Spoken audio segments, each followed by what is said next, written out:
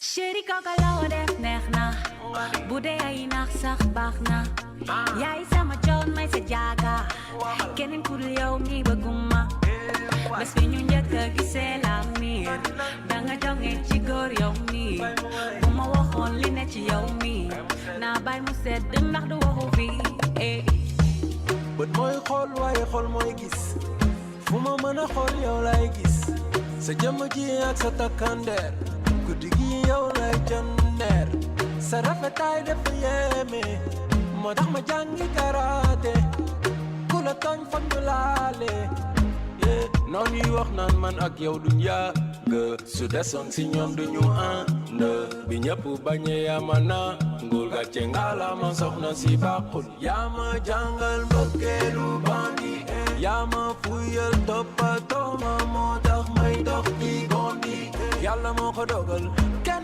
munu ci tus sama xol jël ko loo ci namu bul xaar def ko bëgg naa ko dundu ak yow ay fan yu guddu man yow Sénégal yaa ko moom soo ma meree ma xar géej gi Sénégal yaay borom soo ko bëggee ma nangu pale bi jënd almadi may la caabi autoroute bi jox la changé monument bi def ci man yow nekk président pour yow chéri kooka loo def neex na bu dee ay nax sax baax na yaay sama coon may sa jaaga keneen ku dul yow mi bëgguma bés bi ñu njëkk a gisee la miir danga jonge ci góor yow mi bu ma waxoon li ne ci yow mi naa bay mu sedd ndax du waxu fi sama xol bi def la miin yow rek sama jaara bi bëgguma ku dul yow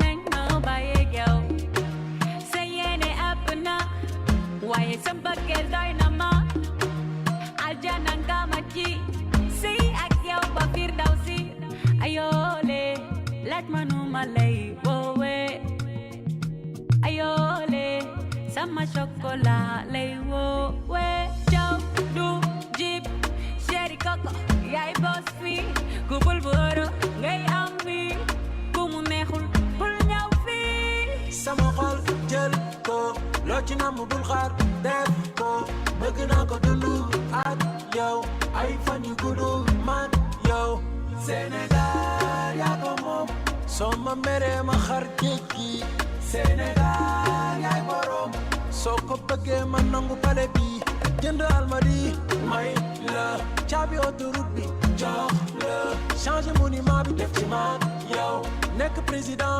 pour yow Mia my Hiroshima and a few my Nagasaki chéri kooka loo def neex na bu dee ay nax sax baax na yaay sama coon may sa jaaga keneen ku dul yow mi bëgguma bés bi ñu njëkk a gisee la miir danga jonge ci góor yow mi bu ma waxoon li ne ci yow mi naa bay mu sedd ndax du waxu fi yàkkamti naa yi ma yeewu suba teel i rajo mooy sunu rajo i rajo moo ma ci neex 90.3 yi bilaa yàkkamti nañ ko i rajo yi bilaa yàkkamti nañ ko.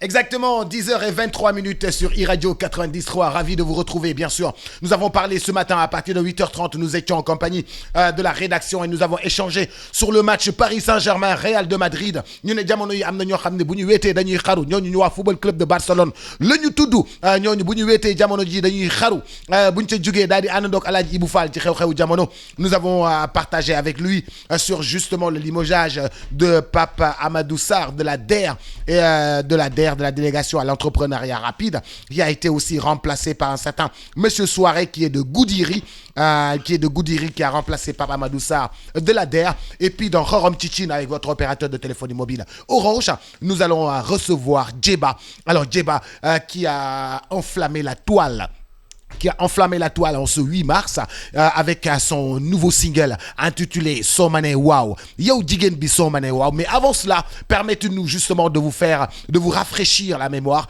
avant de l'accueillir dans le studio. 10h24. On écoute Djeba d'abord et puis après, on revient dans un instant. Écoutez ça.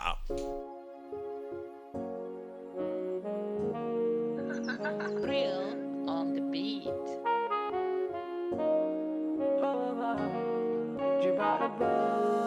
Dina la del foo ko dul foogee foo ko dul xalaatee ci ba ngay dogu ci la lay duggee day mel ni yàlla ko yónnee dina fees sa xol bi ëlëmal sa bopp bi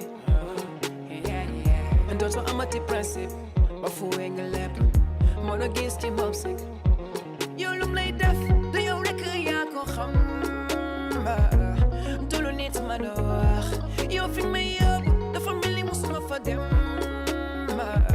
waaye du lu nit ma la wax ma topp sa ginnaaw di daw mel ni mbëggeelu xale may laaj kañ laay magee nga tekki sama yére bi ñu xandal tawal mbege dégg naa sax dama jóge kon kaar macha allah dañu bëggante ba ni raw yaay sama héros sama bébé d'amour conquérir na sama xol fi yaa fi buur dafa lu la neex nga xool boo bëggee ma bëgg boo jooy ma jooy ma gisul ci ñoom laa gis ci yow mu doy ma sànni nga karawaas da nga leen jël bu gaaw may sa jomba ñaaw jom naa la def ñaaw ndax keroog ba ma la gisee a xam ne doo ma rëccee man keroog ba ma la gisee a xam ne doo ma rëccee yow sel nga sama xol bi yow sel nga yow wallaay sel nga sama xol bi yow sel nga yow tànk ak tànk mbagg ak mbagg ñu dee waat naa dinaa la yow firndeel yow defal ndànk bul déglu waxi noon ñoom duñu dem bëgguñu ko dem xanaa xamoo ni lu baax ñëpp a ko bëgg fii lu ñuy wax xaaj ba du dëgg xanaa xamoo ni mën nañu wax mais duñu bëgg seen biir xol mënuñu gis ñaar ñu bëgg dee te xam naa waroon naa doon geewe ma tegal la say maam waroon nga doon jaam ma gore la say maam suma amoon avion tuma may la ko di la dawalal fa bëgg nu jam ca lii su la doyul wax ma lu lay doy bébé walaay xaw ma lu lay doy ma topp sa ginnaaw di doom mel ni mbëggeelu xale may laaj kañ laay magee nga tekki sama yére bi ñu xandal tawal mbege dégg naa sax dama jóge kon kaar macha allah dañu bëggante ba ni raw yaay sama héros sama bébé d'amour conquérir na sama xol fi yaa fi buur dafa lu la neex nga xool ndax keroog ba ma la gisee a xam ne doo ma rëccee man keroog ba ma la gisee a xam ne doo ma rëccee yow sel nga sama xol bi yow sel nga yow wallaay sel nga sama xol bi yow sel nga mbokk yeeg xarit yi nañ ko waxee woon tey dama am gan goo xam ni dans le monde de la musique c'est une véritable grande célébrité et puis qui a d'ailleurs l'habitude d'enflammer la toile et puis d'enflammer les scènes là où il passe il laisse certainement beaucoup de traces tel un ouragan il est tombé sur notre tête et puis daal di ñëw dal ci suñu kaw ci wàllu musique nous on a vu des artistes passer on a vu des célébrités passer mais cette fois-ci bi ñu dalee ci Djeba on a eu véritablement loo xam ni dafa sedd suñu xol boobu ba tey nag mu daal di génne single bu bees le 8 mars alors tey ñu koy dalal ci suñu studio mais xam ngeen ni morceau yii nga xam bii nga xam ne ngeen di dégg mooy ngeen koy dégg nga xam ni moom moo di maanaam guy sedd sama xol guy nekk na morceau boo xam ne réew mi yëpp way nañ ko ñëpp bëgg nañ ko ñëpp sopp nañ ko et puis ça l'a propulsé au devant de la scène Djeba maa ngi lay nuyu di la siyaare.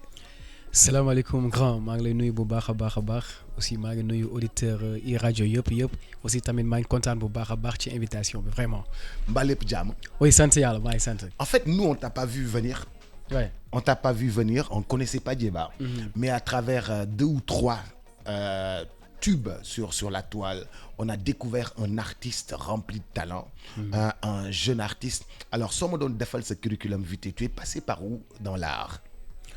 Oui, grand, parce que man, comment dirais-je, j'ai commencé avant ma carrière solo, donc dans Fawantou, chez iRap, donc quand j'étais à Thiès, donc j'ai créé là-bas des groupes de rap, donc ma nekk ci rap bi nekk ci après année bu ma amee sama bac ñëw ici à l'université Cheikh Anta Diop de Dakar et là après nag laa ne vraiment la faw ma engagé waat ci musique bi et c'est en 2017 laa def sama carrière solo. Et 2017 laa def sama carrière solo on a eu à sortir ci 2017 bi 3 singles mu tuddoon Soo Bàyyiwul ak Soo Bàyyiwul Dëkkal ak Liggéey donc Soo Bàyyiwul nag nekkoon benn son boo xamante ne dafa am benn série bu mu doon daw bu tuddoon je pense Mbetteel xaw ma nu mu tuddati woon. waaye après nag loolu gars yi commencé découvrir kan mooy Djeba et donc de 2017 ba 2022 on a eu à faire je pense 11 singles. 11 singles. Yeah. Alors laata loolu être dans le hip-hop ça t'a forgé. daf lay defal formation. daf jóge ci hood bi daf lay defal formation. boo xam ne da ngay bàyyee ko ci suuf. pour mën a yéeg ci kaw. oui c'est vrai parce que tey je pense que man lu ma gën a jàng sax ci groupe de rap yooyu noonu yu ma doon def mooy ci côté écriture. parce que tey ñun ba ñuy nekk des jeunes ay di rap chaque jour on se disait donc tey dañuy wax ci genre thématique bii nii donc ku dem sa gaale suba booy ñëwaat na nga indi benn thème boo xam te ne ça parle de ça donc man j'étais une personne boo xam ne dama bëggoon bind donc dama doon concentré wu guddeeg bëccëg j'écrivais donc après tey loolu moo am après moo indi facilité tey après bu ma démarré sama carrière musicale xam nga facilité écriture bi c'est vite fait ma defal benn son très vite fait donc ou bien ma def benn son boo xamante ne les gens naan mais Djeba kan moo bind lii yow yaa ko bind ma ne bien sûr man maa ko bind parce que mën naa ne foofu la ma forcé donc aussi tamit y avait beaucoup des difficultés yoo xam nga rap moom tu vois boo ci nekkee donc c'est dur et aussi tamit forcé nañu tey ba nga ñëwee fii nii ba ñu ñëwee encore commencé démarrer suñu carrière solo. Après mu metti trop c'était un peu dur tu vois les débuts tu vois après da nga naan sax est-ce que du ma bàyyi mais tout le temps am nga benn gëm-gëm am nga benn bëgg-bëgg y a des gens aussi qui sont derrière toi. donc tu te dis que naa gën a jàpp rek mën naa ne underground boobu noonu ci hood boobu noonu tey loolu la ñu gën a forger quoi. Alors quand boo jàngee def ban série nga def. ba man L2 laa def après ma ñëw ici à l'université Cheikh Anta Diop. L2 mooy littérature. waaw littérature mooy ñi nga xam ni. dañuy bind. dañuy lire. dañuy def beaucoup de lecture dañuy def beaucoup d'écriture. moo doon série A. mujj nekk L. ok bi nga ñëwee université. fan lañ la orienté. waaw département géographie. ma ñëw faculté des lettres département géographie fa laa nekk def sama licence 3. def fa sa licence 3. À l'université, ça forge aussi. Tu vas dans un groupe de rap, ça te forge. Tu sors du hood, tu es forgé. Tu vas à l'université aussi. Là, da nga defoon difficulté yi jeex na mais tey la difficulté yi soog a commencé pour dugg université. c'est vrai parce que je pense que lu ma dund université musuma ko dund parce que man teel naa génn quoi moi quand j'étais petit j'étais un peu têtu donc sama papa tëbaloon ma yóbbu ma Kolda donc je pense que fu ma nekkoon Kolda ça s'appelait Kumbakara. donc Kumbakara commune bi Kumbakara la tuddoon donc man village bu ma nekkoon mu ngi tuddoon Kouté-Niako là-bas c'était 4 kilomètres ak Guinée-Bissau la woon ça veut dire foofu man nekk naa fa presque 1 an lekkuma ceebu jën. je mangeais juste ceeb ou bien benn laalo la ñuy def laalo ou bien bëgëj xam nga def ci xorom. je pense maa ngi rappelé wu sax et sama tonton bu jëloon vacances Pâques moom bu waree ñëw ci Thiès man daf ma fay bàyyi. dama doon may benn 100 francs mbaa 250 100 francs boobu noonu xam nga laa ko doon jëndee jumbo. Ouais. pour li ñuy lekk pour nga mën ko ci suy quoi pour nga mën koy lekk quoi xam nga. après donc jaar naa ci métti mais après bu ma jaaree aussi université aussi tamit xam nga après mu ñëwaat Thiès xam nga confort bi neexaat après nga ñëwaat université mu nekkaat beneen monde donc mu nekkat dal pavillon D après mu cool mais ma dalaat pavillon A gars yi peut-être ñu ngi may dégg foofu lañ tuddee gëb la ga tu vois donc nous dans notre chambre benn chambre boo xamante ne même pas 4 mètres donc je pense nous on était 15 même pas 4 mètres vous étiez 15 à on l'intérieur. était en 15 donc armoire bi ku nekk da ngay sa benn sa puxus boo xamante ne fi ngay def sa yére ci côté yeneen yi donc ñu teg fa ay seen sac et tout ça donc bu ñu yeewoo tey bu ñuy tëdd donc day am benn lal ou bien parfois sax du ñu def lal dañuy jël néeg bi yëpp def ko ay matelas ok donc kii day tëdd nii kii tëdd nii kii tëdd nii kii tëdd nii ñeneen ñi tëddee beneen côté bi ñeneen tëddee beneen côté bi ou bien tey ñoo xamante ne sax bu dee mën na leen xaw a déranger sax ñoom dañuy obligé dem lal ci côté porte bi et ba ma nekk université am na benn année génne nañu suñu codification jeex ñu génne ñu amuñu fuñ jëm te boobu ñu ngi waaj ay examen j'ai nelaw naa ci couloir yi pendant une semaine boo xamante ne samay yére samay bagage yëpp ci couloir bi la nekkoon falaa doon lal tey su ma jàngi jee sama benn xarit taxaw xaar ma jàngi ñëwaat man tamit su ma ñëwaatee moom tamit mu dem añi su ma añee mu ñëwaat tam noonu lañ ko doon defante quoi donc ma nekk université pavillon A de pavillon D à pavillon A pavillon L pavillon B donc université donc c'est ta vie. C'est ma vie. Ouais. C'est ta formation. C'est ma formation. Vraiment. L'université Cheikh Anta Diop de Dakar. Et nous, on t'a connu célèbre à travers ce titre. Bi nga xam ne moom mooy morceau bi nga xam ne moom ngay dégg muy daw en sourdine. Alors dis-moi, qu'est-ce que ça représente exactement ce titre qui t'a propulsé au devant de la scène? Que ça représente pour moi. Waaw. Oui, qu'est-ce que tu voulais dire? Qu'est-ce que tu voulais affirmer à travers ce titre? Bah, tu vois, tey pratiquement son bi pourquoi je pense que tey lu tax sax mu gën a les Sénégalais ou bien ñëpp bëgg ko donc c'est un son boo xamante ne tey j'ai pris la peine d'écrire donc tey boo xoolee pratiquement tey les chansons d'amour qui sont peut-être ñu ngi koy woy donc daa am nu ñu koy woyee mais moi tout le temps mes chansons d'amour damay décaler aussi je crée ci écriture bi des figures de style ci écriture bi. mais figure de style xam nga ku deful série A xamoo ko ku deful L la xamoo ko xam nga ku deful L. ku deful L xamoo ko figure de style genre bind yooyu noonu. technicité bi noonu. xam nga donc loolu foog nga jaar série L pour mën ko xam. vas-y donc loolu la après loolu laa essayé def ci son bi xam nga et aussi tamit et ba ma koy def aussi tamit et je me suis dit que aussi tamit tey am na son yu ma doon def. mais tey faaw ma indi benn affaire aussi bu bees mooy ce qu'on appelle actuellement moi j'appelle l'afro mbalax donc dans la chanson tu vois di nga ci dégg ay kiiku hip hop tu vois tu vois mais en même temps aussi tamit ci son bi tey di nga ci dégg tëgg donc day nekk benn mélange R&B hip hop ak mbalax donc après donc je me suis dit que tey man su may defaat yeneen affaire donc c'est sûr que parfois faaw mu am benn affaire mélange boo xamante ne tey sénégalais bi bu ko dégloo du da ciy identifié wu par force.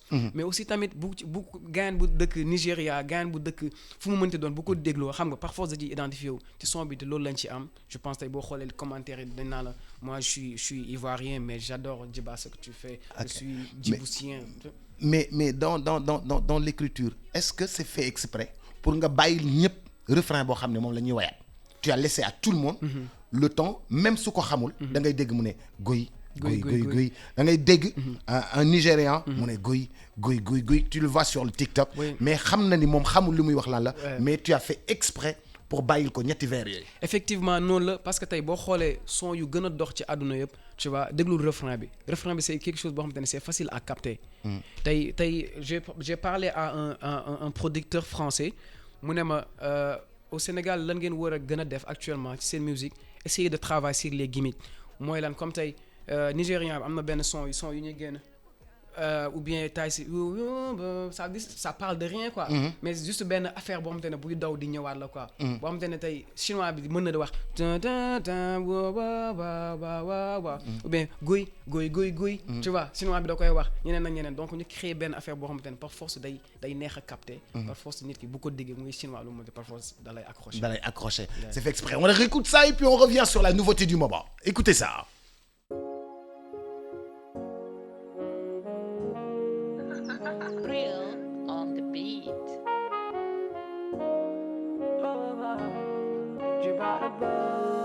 dina la del foo ko dul foogee foo ko dul xalaatee ci ba ngay dugg ci la lay duggee day mel ni yàlla ko yónnee dina fees sa xol bi ëlëmal sa bopp bi dootoo amati principe ba fuwee nga lépp moo la gis ci moom sik yow lum lay def du yow rek yaa ko xam du lu nit mën a wax yow fi may yóbbu dafa mel ni musuma fa dem waaye du lu nit mën a wax ma topp sa ginnaaw di daw mel ni mbëggeelu iRadio xale may laaj kañ laay magee nga tekki sama yére bi ñu xandal tawal mbëggee dégg naa sax dama jóge kon kar mashallah dañu bëggante ba ni raw yaay sama héros sama bébé d'amour conquérir na sama xol fi yaa fi buur defu lu la neex nga xool boo bëggee ma bëgg boo jooy ma jooy ma gisul ci ñoom laa gis ci yow mu tey ma sànni nga karawaas daan nga leen jël ko gaaw may sa jomba ñaaw jom naa la def ñaaw ndax keroog ba ma la gisee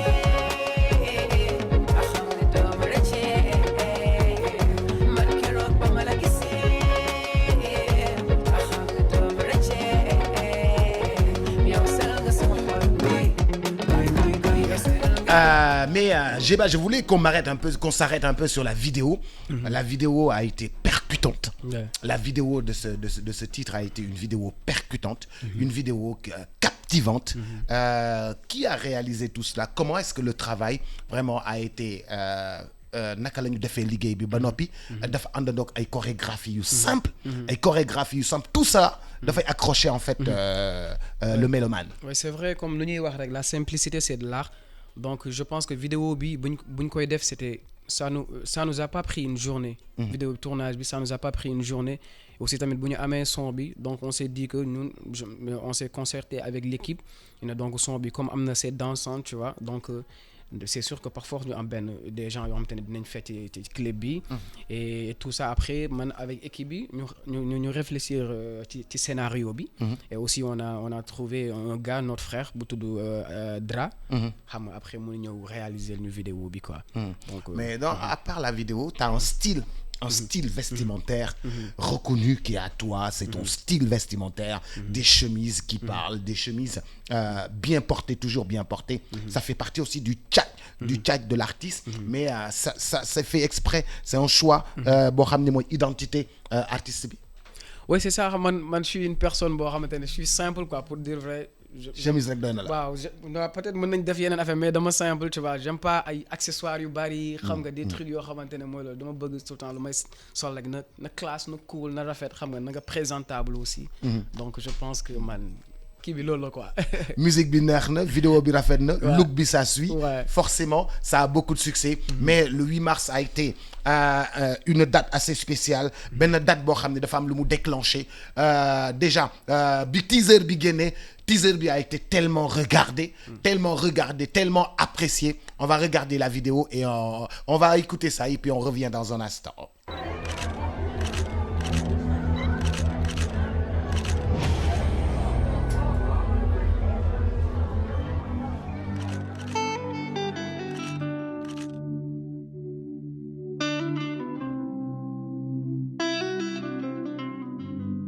man tànn naa la ci jigéen yu dul jeex jox naa la sama xol bi yaay borom kon bébé bul ma négligé may sa xol ndax maa la jox lépp lu gën ci yow man tànn naa la ci jigéen yu dul jeex jox naa la sama xol yaay borom bul négligé xamal ni yaay sama xol ndax bëgg naa la yow bee bëgg naa la man soo ma nee waaw ma ñëw seen kër yow bëgg naa la yow bee bëgg naa la man soo ma nee waaw ma ñëw seen kër yow bëgg naa la bee bëgg naa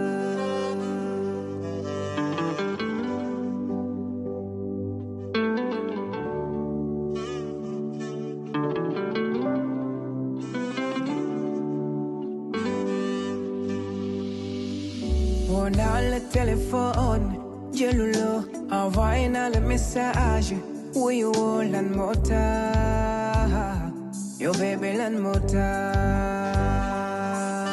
woo naa la téléphone jëluloo envoyé naa la message wuyu woo lan moo tax yow bébé lan moo tax bu mbëggeel doon jaay bu mbëggeel doon jaay yow bébé jox naa la xol bi waaye lépp yaa ko moom waaye newul dama ñàkk jom musuma ñàkk jom man sama mbëggeel moo ma yóbbu moo tax ma lay woo lan moo tax bee lan moo tax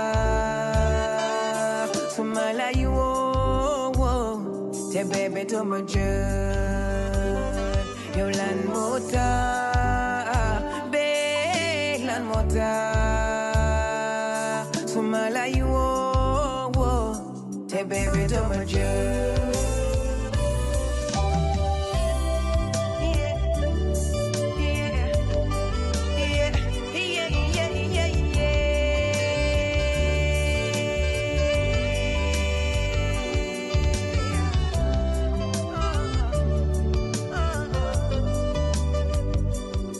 ndax bëgg naa la yow bee bëgg naa la man soo ma nee waaw ma ñëw seen kër yow bëgg naa la yow bee bëgg naa la man soo ma nee waaw ma ñëw seen kër yow bëgg naa la yow bee bëgg naa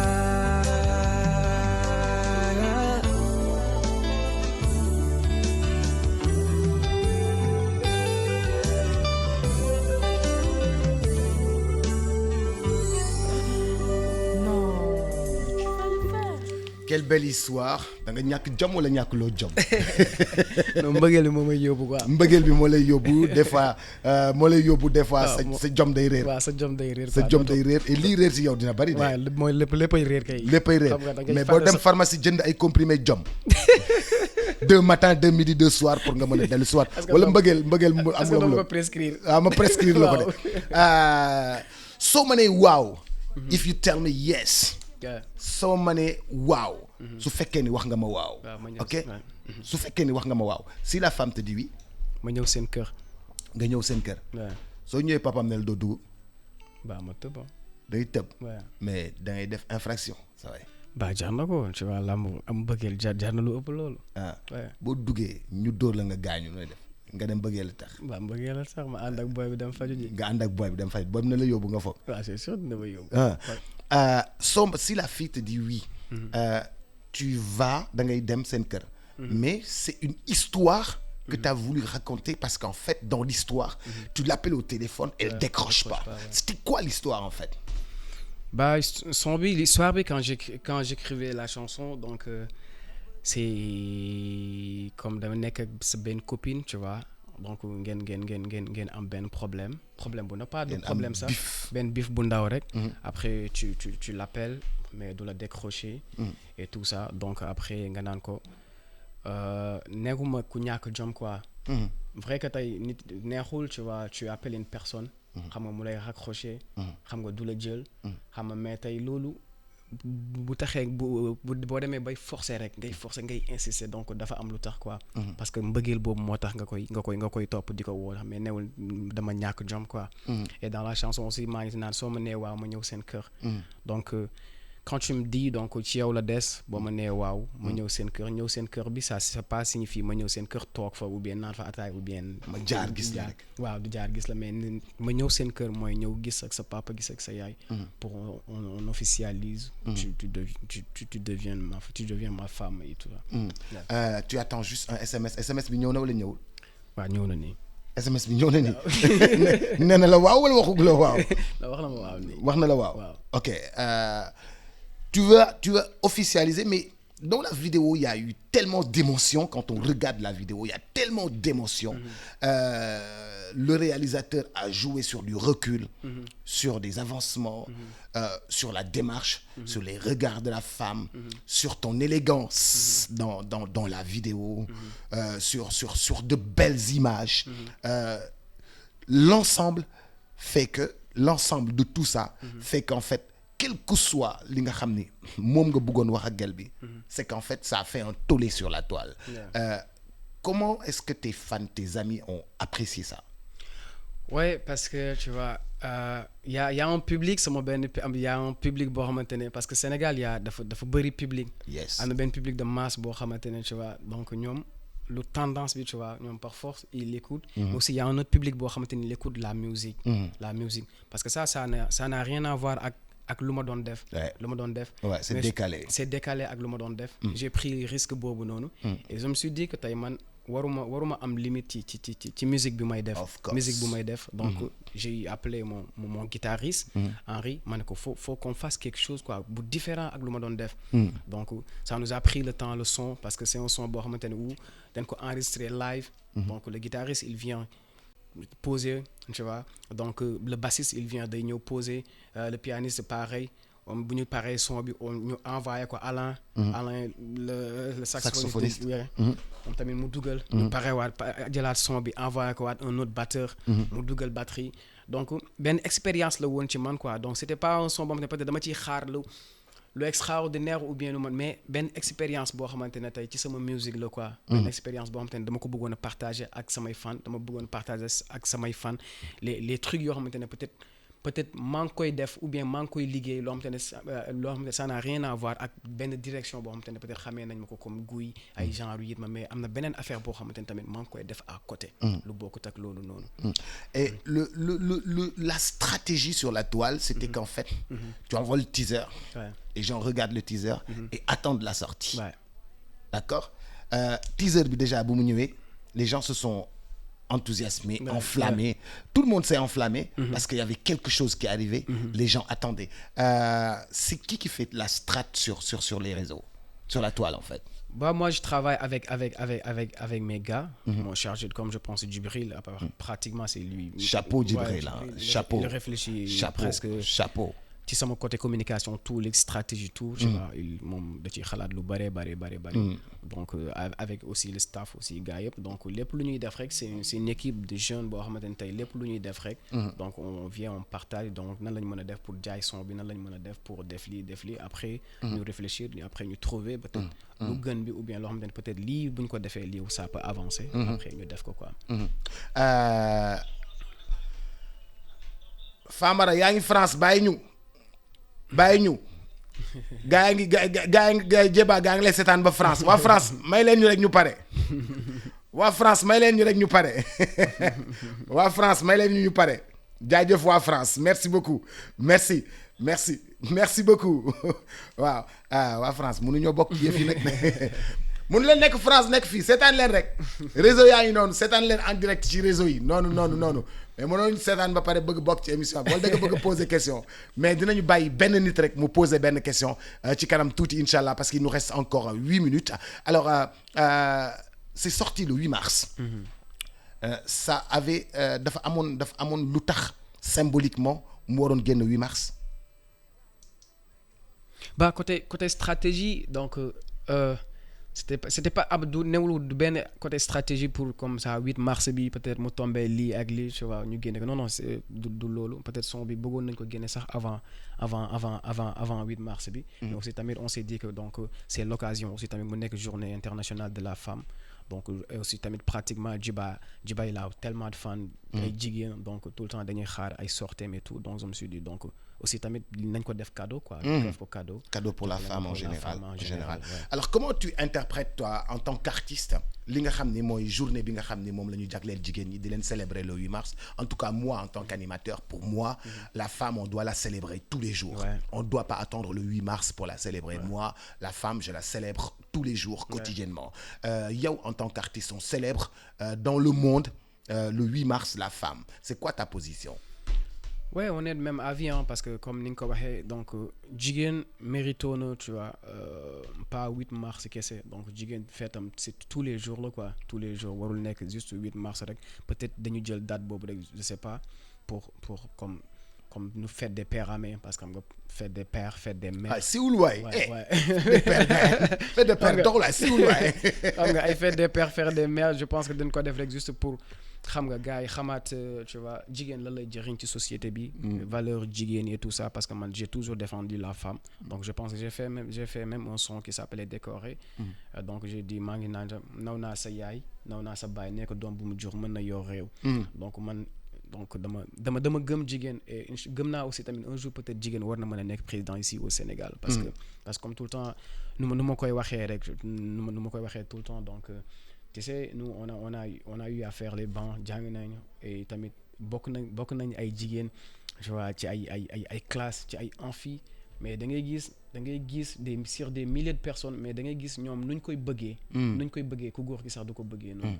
waaye dëgg la dañ ciy dem ba jeex ñoom dañ ciy dem ba jeex quoi. donc effectivement donc ñooñu noonu tey war na am loo xamante ne war nañ ko mën a représenter surtout ici au Sénégal. Djeba, tu joues en live? Oui, je joue en live beaucoup même. Avec orchestre? Oui, avec orchestre, ouais. Mais dégguma ñu ne tel café Djeba moo fay jouer. Ouais, pourtant je joue. C'est ma dernière soirée, j'ai joué à Baramundi. Baramundi, on a fait plein. Carton plein? Ouais, on a joué Baramundi. Donc je joue à Mbour. Donc même avant Mbour, en 2019, on jouait des lives au casino du port presque. Chaque mois, ils nous prenaient, on joue là-bas des lives. Et donc, pratiquement soirées, ce sont des soirées live. Je pense que même Burki Dembossar, temps est passé, beaucoup de RTS, j'ai joué avec la RTS. Mais, non, vas-y, RTS, c'est la maison mère. Ouais, j'ai joué avec la RTS, c'était une soirée Saint-Valentin en live avec Axama Orchestre. Ouais. Ok. Donc, ça veut dire que tu es quelqu'un de prêt. Dans le spectacle koo xam ne pare nga aujourd'hui si moi en tant que promoteur j'ai envie de faire une tournée je viens de te voir ak ce staff ñu jouer live ma dem Mbour def fa spectacle dem Saint-Louis def fa spectacle ready for that? Ouais, je suis ready. Je pense même 31 décembre j'ai joué le festival, je sais pas comment ça s'appelle encore le festival, c'était à Tambacounda, on a joué live en plein air. Il y avait des milliers de personnes. On a joué en live là-bas. Donc pratiquement toutes mes soirées, je joue en live pratiquement. Ok, wonderful. Bon à savoir. Alors, c'est quoi exactement le next step après la sortie de la vidéo, le next step? Ouais, je pense que le next step là, maintenant les choses sérieuses vont commencer. Ouais, vont commencer. Parce que là, c'est le premier extrait de mon album. C'est le premier extrait de mon album. Donc, il y a un album, Inch'Allah, qui va sortir en 2022. Donc, c'est sûr que peut-être après, weeru koor bi gars yi dinañ jotaat ay affaires. Donc, d'ici ba 2022 rek. Tu vois, nañ xaar Djeba ci ay affaires yu. Alright. Et ça veut dire que ça, c'est le premier extrait de l'album. Ça veut dire que l'album bi, en fait, mu ngi ñëw. Mais, est-ce que lan la ñu mën a xaar à l'intérieur? C'est quoi les couleurs je pense que résumé naa ko couleur yi résumé naa ko def naa guy def naa yitma def naa so bàyyiwul et aussi tamit am na lii lu ma def nii lii nii donc mélange boobu la dina am genre yu mel nii mais aussi tamit dina am benn affaire bu safa saf boo xamante ne comme yu mel ni guy yu mel ni yitma yu mel ni yeneen yoo xamante ne tey sama public OG public bi ñoom xam naa ne yooyu la ñuy xaar te loolu mooy loolu day ñëw. Et sur le projet, est-ce que tu as un grand rendez-vous de grands spectacles très prochainement? Actuellement on n'a pas encore comme nii projet bi xamaguñu kañ lay génn et tout ça donc ñi mënaguñu ficeler kañ lañ après projet parce que projet bu génne c'est sûr que di nga def des spectacles di nga def des événements des tournées et tout donc comme xamaguñu projet bi kañ lay génn donc ñii dañuy liggéey ci projet bi rek mooy loolu ba keroog bu paree rek après on essaie de voir. Inch'Allah, dans 3 minutes, ce sera les brèves, mais en tout cas, moi, mon cœur a chaviré à travers Gui Gui et puis à travers Somane Wow. Moi, mon cœur a chaviré à travers ces titres-là. Mon cœur a véritablement chaviré. J'ai apprécié à sa juste valeur ces titres tout simplement magnifiques et puis qui nous ont donné d'autres couleurs sur la scène musicale. Yes? Oui, il m'a rappelé aussi, on a un événement très bientôt au mois de mai à Belgique. en Belgique. Donc Inch'Allah ouais. yéen a ngi waaj kon gars yi affaire yaa ngi commencé neex da tukki de tukki de laal aluminium bi ngay laal de. Bon, pourtant on a non mais de Kolda à laal aluminium bi day saa de Kolda à laal aluminium bi saa waay aluminium bi nga laal de. c'est vrai mais grave de jóge Kolda ñëw Thiès. de université laal aluminium bi laal aluminium bi wàcc Bruxelles. saa waay gars yi laaluñu aluminium bi de sa boy bi toog. ba léegi laalagul aluminium bi ah saa non après moo ci topp de saa waay non TER bi lay laal dem jam ñaajo bàyyi loolu TER bi lay laal dem jam ñaajo boy laalagoo aluminium bi. jabale dem Bruxelles laal nga aluminium bi. foo demoon en Casamance ok d'accord ben merci beaucoup. merci grand. merci et aussi je voudrais au passage remercier vraiment le réalisateur du clip. soo ma nee waaw waa Iris ñoo ko def Iris ñoom ñoo ko def. magnifique vraiment c'est magnifique. magnifique c'est un travail boo xamante ne on a bossé tu vois dañ ci liggéey. on a vraiment bossé. C'est pas un clip boo xamante ne comme yu ma doon def. mais c'est un clip boo xamante ne on a bossé vraiment. j'ai adoré les reculs. Ouais. J'ai adoré les reculs. Ce recul xam nañ maa rey parce que ce qu'on a fait je sais pas ce qu'on a fait mais dañu jël son bi dañ ko dëpp. comme sama son bi nii soo ma nee waaw. mais dañu dëpp affaire bi. waaw donc j'étais obligé mooy këru. dëpp yi. et dëpp yi comme ay russe la. waaw. kenn mës ta gis loolu en tout cas toutes mes félicitations et bon courage pour le reste. Rendez-vous très prochainement Inch'Allah et on va préparer des choses pour Djeba Inch'Allah ici même sur iRadio sur ITV. Merci en tout cas pour ces instants de bonheur que vous venez de nous procurer et que vous procurez à tout le peuple sénégalais, à tous les mélomanes. Bon courage pour le reste. Merci au passage. Peut-être mon papa il est en train de nous écouter. Il écoute tout le temps la radio donc je lui fais un gros coucou papa. jaajëf siyaare gu wér. Il est exactement 11h, une synthèse de l'actualité. La rédaction ce sera dans quelques instants. Ciao. Et puis cette interview vous pourrez le retrouver sur YouTube et puis on diffusera aussi à la télé Inch'Allah. Ciao. Merci.